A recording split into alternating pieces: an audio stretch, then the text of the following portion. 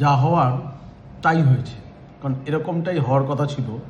কালকেই ইউটিউব লাইভে বলেছিলাম যে ক্যাশ থেকে কিন্তু একটা জরিমানা আসতে চলেছে ভারতীয় ফুটবল ফেডারেশনের উপর, কারণ আজকে ক্যাশ জানিয়ে দিল আই লিগ চ্যাম্পিয়ন হয়েছে ইন্টার কাশি, চার্চিল ব্রাদার্স নয়।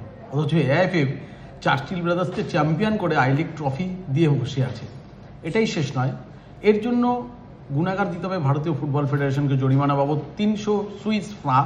এর সঙ্গে এইগুলো কেস চালাতে, আইনি কেস চালাতে যা খরচ হয়েছে তার 55% বহন করতে হবে ফেডারেশনকে। সেই টাকাটা দিতে হবে কাকে? ক্যাশকে।